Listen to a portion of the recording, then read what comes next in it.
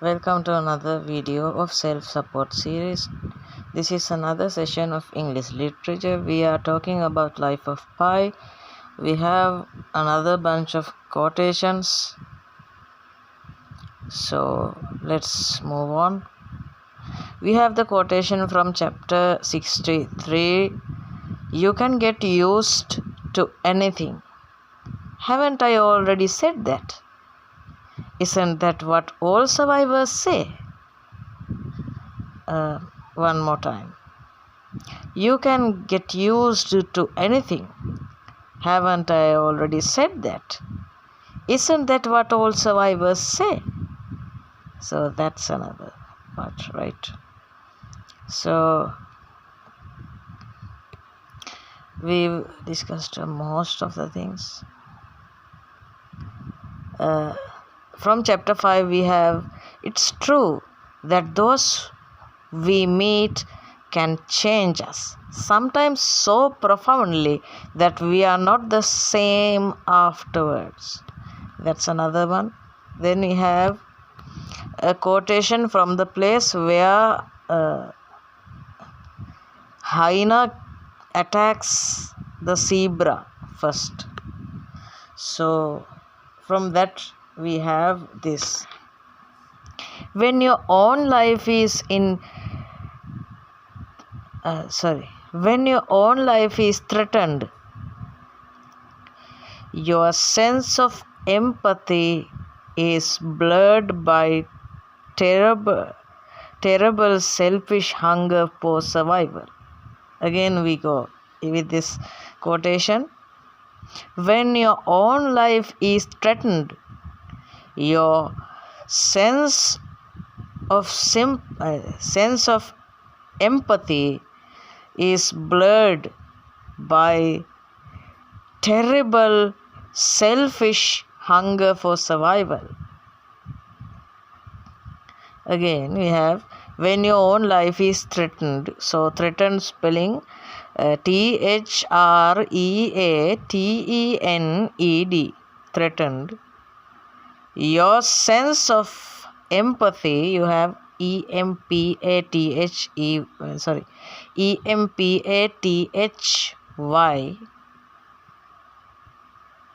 Your sense of empathy is blurred by the terrible selfish hunger for survival.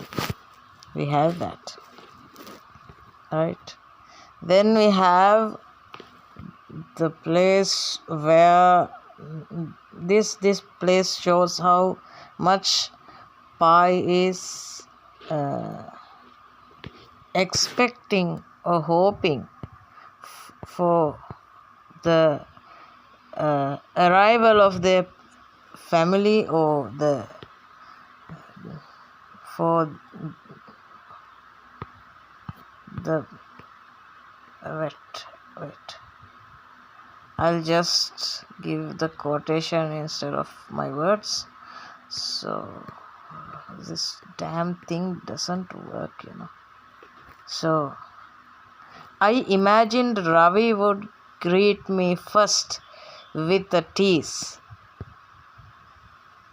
Imagined Ravi would greet me first and with a tease. What's this? He would say. You find yourself a great big lifeboat and you fill it with animals. You think you're Noah or something. Father would be unshaven and disheveled. Mother would look to the sky and take me in her arms. I went through a dozen versions of what it was going to be like on the rescue ship, variations on the theme of sweet reunion. That morning the horizon might curve one way, my lips resolutely curved the other, in a smile. So this hope, you see that even it's not right, it's not going to happen, but this imagination gives Pi the hope to live, hope to survive, to be strong, right? So the horizon curves the other way, my lips curve the other way, right? So anyway, this shows what Pi is satisfied with this memory. He has a satisfied feeling about this memory, which is why he is being happy about it. So this imagination Ravi has not come, the mother has not come, none is going to come anyway. But this imagination gives Pi the hope and support that he needs, right? So that's another thing. When this is, I guess, after the first night or something, I don't exactly remember the location. So it seems possible to it seems impossible to imagine that there was a time when I looked at a live sea turtle and a sea turtle as a 10-course meal of great delicacy, a blessed respite from fish. So this is from, I don't know where, but this quotation is nice. I don't remember the place, just that's the case.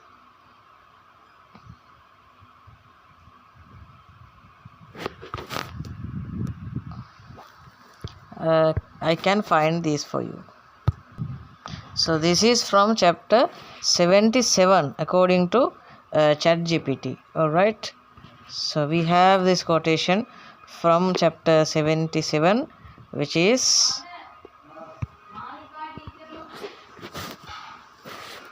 it seems impossible to imagine that there was a time when I looked upon a live sea turtle as a 10-course meal of great delicacy, a blessed respite from fish. So, yeah, for a difference, I would eat a turtle, right? So, turtle, you must remember the spelling because you are a great spelling remember. You know how it is. Turtle spelling Turtle. Okay, so we have that. 10-course meal, course Course. Course. Then we have another beautiful quotation. Now, why is that quotation from chapter 77 important? Because it's, first of all, it's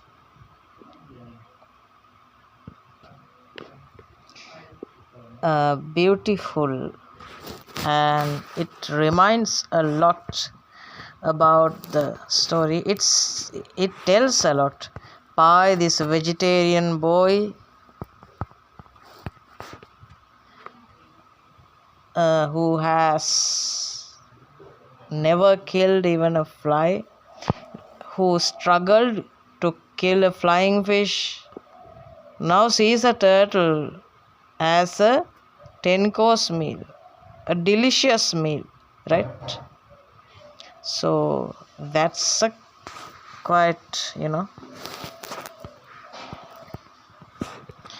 So we have another quotation from part 2, right? Part 2, chapter 84. We have another quotation from part 2, chapter 84. This is too long for me to read, so I'll just use the reader instead. We saw a number of whales, but none so close up as that first one. I would be alerted to their presence by their spouting. They would emerge a short distance away, sometimes 3 or 4 of them, a short-lived archipelago of volcanic islands.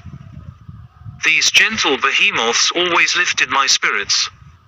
I was convinced that they understood my condition, that at the sight of me one of them exclaimed, "Oh, it's the castaway with the pussycat Bamfu was telling me about. Poor boy. Hope he has enough plankton. I must tell Mumfu and Tomfu and Stimfu about him. I wonder if there isn't a ship around I could alert. His mother would be very happy to see him again. Goodbye, my boy. I'll try to help. My name's Pimpu." And sir, through the grapevine, every whale of the Pacific knew of me, and I would have been saved long ago if Pimpu hadn't sought help from a Japanese ship whose dastardly crew harpooned her, The same fate as befell Lampu at the hands of a Norwegian ship. The hunting of whales is a heinous crime. So, yeah, what does it suggest? First of all, it is not just a normal imagination. See, Pi is telling that I was convinced that they knew my situation. So, Pi imagines companionship within this sea, within these animals that he sees, right? So, that imagination gives him the spirit, right? You are not alone. You are not alone in this lifeboat. There are people who sees you. There are people who can help you, and you can be saved, right? Just this hope comes from these things. He is convinced. He is not saying I imagined such a thing. He is telling it as an exact story, a fact that happened, right? So you can go back and re-listen it. You can put it to slow motion and listen it again. So this is from chapter 84. We have, so there are many that many such moments that Pi's imagination gave him the strength, the hope to live, right? So the previous one was also the same, right? So do you think such a religious boy doesn't have any doubts or anything or something like that? He has doubts. He has more doubts than all of us, because he is a devoted person, right? He is a devoted worshipper of God, but the God has abandoned him, right? So no one is with him right now. He is alone on a lifeboat in the Pacific Ocean, right? No one is there. His life is getting more and more tough. He is getting closer to death. No one is there to hear his cries. We are complaining with the small problems of our lives. Exam is not getting up. Oh God, you have abandoned me, right? We blame God for not caring for us. We blame everything on him. But either that happens, otherwise we say that there is no God. That's the highest conclusion that the theists come after being so what do you call after getting so much from this world, right? So anyway, let me give you some example for that. Before that, I must explain that Pi never said there is no God. Pi never said that. For he always said, like, are you not listening? It's not that you aren't here. It's just that, are you not listening? Are you busy? That's the point of view of Pi. That's the devotion. That's his religious belief, and that's why he survived, right? So this quotation is taken from chapter 74. We have this moment. So he says that he feels sometimes so angry that his heart would sink to the bottom of the Pacific. So angry. After that, this comes. At such moments I tried to elevate myself. I would touch the turban I had made with the remnants of my shirt, and I would say aloud, "This is God's hat." I would pat my pants and say aloud, "This is God's attire." I would point to Richard Parker and say aloud, "This is God's cat." I would point to the lifeboat and say aloud, "This is God's ark." I would spread my hands wide and say aloud, "These are God's wide acres." I would point at the sky and say aloud, "This is God's ear." And in this way I would remind myself of creation and of my place in it. But God's hat was always unraveling. God's pants were falling apart. God's cat was a constant danger. God's ark was a jail. God's wide acres were slowly killing me. God's ear didn't seem to be listening. Despair was a heavy blackness that let no light in or out. It was a hell beyond expression. I thank God it always passed. A school of fish appeared around the net, or a knot cried out to be reknotted. Or I thought of my family, of how they were spared this terrible agony. The blackness would stir and eventually go away, and God would remain, a shining point of light in my heart. I would go on loving. So yeah, in a previous chapter he says that God who is love and whom I love, right? So God is love according to him. Yeah, God is love, right? So you are Hazati Morin, right? So God is love. Now this particular point, this particular passage gives what? The vibe of a devoted worshipper. A devotee, I guess. Yeah. So his belief, his faith, how strong is it? He never says that God is not there. You remember Mr. Satish Kumar, who had just what? Polio.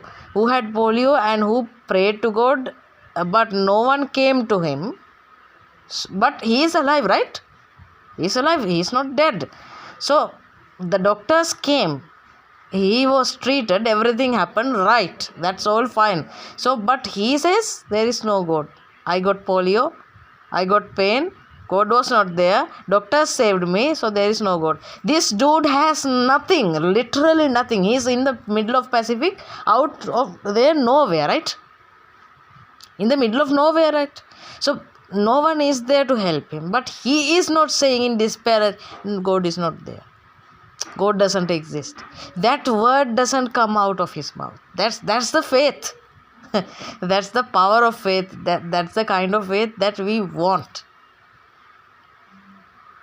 We said no one is watching, no one is there. God is a myth. God is a lie. He defies all of that, right? So anyway, so we have this. Then this is the thing that kept him alive. This gave him the power to go on, because God is there, right? Even if he is not listening, he is there. He is with me. He knows that I am here. So if God wasn't there, what would happen? Pai is alone in this lifeboat with Richard Parker. No one is on his side, right? But now in this belief, in this particular point of view, God is with him, right? So when God is with him, what happens? He finds companionship, salvation, and a hope to live. So a reason to live, right? So this was also a major reason why Pai was saved, right? We have another quotation from chapter 77, right? All the quotations are taken from here and there. No order, no actual arrangement. I would have arranged it if the exam was not in 2 weeks, 3 weeks or so, right? So listen to this. Chapter 77. As the cartons of survival rations diminished, I reduced my intake till I was following instructions exactly, holding myself to only 2 biscuits every 8 hours. I was continuously hungry. I thought about food obsessively. The less I had to eat, the larger became the portions I dreamed of. My fantasy meals grew to be the size of India. A Ganges of dal soup. Hot chapatis the size of Rajasthan. Bowls of rice as big as Uttar Pradesh. Sambars to flood all of Tamil Nadu. Ice cream heaped as high as the Himalayas. My dreaming became quite expert. All ingredients for my dishes were always in fresh and plentiful supply. The oven or frying pan was always at just the right temperature. The proportion of things was always bang on. Nothing was ever burnt or undercooked, nothing too hot or too cold. Every meal was simply perfect, only just beyond the reach of my hands. So this last phrase is really touching, really emotional. It makes you want to cry, right? Every meal was simply perfect. only just beyond the reach of my hand. Poor guy. It's really touching, right? So it has a high emotional depth to it. And this Ganges of Dal, this part has the visual imagery, right? Ganges of Dal. What is the spelling of Ganges? Ganges. Ganges of Dal. Dal spelling Dhal. Right? Ganges of Dal soup. Hot chapatis the size of Rajasthan. Rajasthan, it's simple, right? Bowls of rice as big as Uttar Pradesh, right? Sambar, you know, sambar, SAMBAR, sambars. Sambar to food, flood all Tamil Nadu, right? So, ice cream heaved as high as Himalayas, right? My dreaming became quite expert, right? So this visual imagery, and sometimes the mouth is watering, so gustatory imagery, I guess, I don't remember the actual word. So these techniques made the work even more authentic or qualified, right? More emotional depth it gave to the moment, right?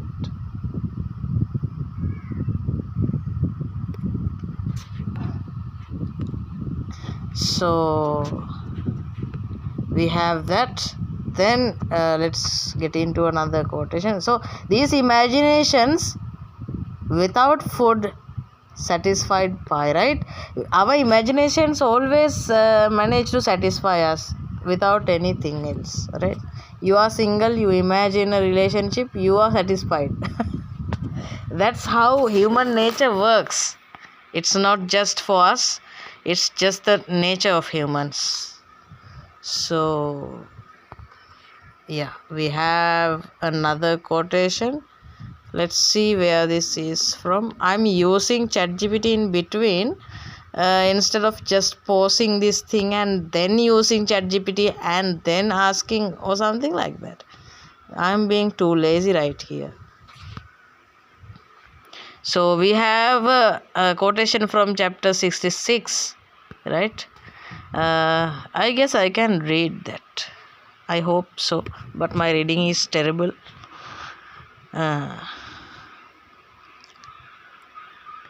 No, I don't think I will read that because the words are too. Whereas at first I gutted fish and peeled their skin fastidiously, soon I no more than rinsed off their slimy slipperiness before biting into them, delighted to have such a treat between my teeth. Yeah, like what do you feel about this? You, right? Who would eat fish like that? So, but that's how it is. Now you can say that first when Pai cleaned the whole fish, right, remove its parts and did so on, then what became of him? He just removed the slimy slipperiness before biting into it, right? So he was so glad to have that delighted feast, right? What about that moment when he was just a beginner in this survival case? What happened? He opened the packet, right? That, what do you call that? The ration packet or something like that. When he opened it, he said, my vegetarian self would just close his nose and endure it, right? So it was disgusting. It was a biscuit, yet it was disgusting. Now this dude is eating raw fish, just removing the sliminess and eating it and saying, so glad to have such a delicious treat in my teeth. So that's how the survival has changed him. That's the nature right? He is changed so profoundly that he is not the same afterwards. That's what happened, right? So that's another part.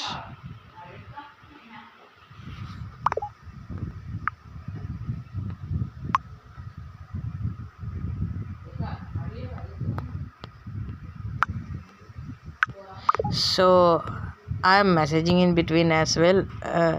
Let's get to another. I guess everything is done. Life of Pi is totally done, I guess. I imagined Ravi would greet me. That one gave up. Imagined impossible.